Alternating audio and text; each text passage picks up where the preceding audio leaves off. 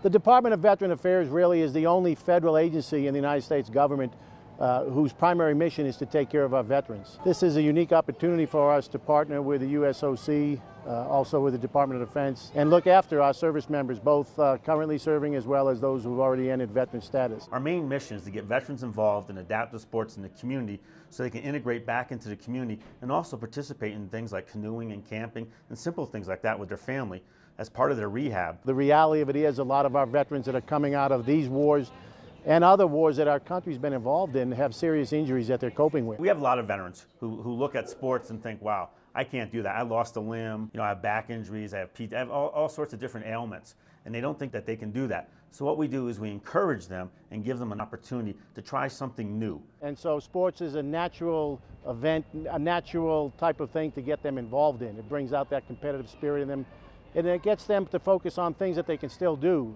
instead of focusing on something that they might not be able to do any longer. It's a very important part of the rehabilitative process, and that's really one of the main reasons VA gets involved in these types of events.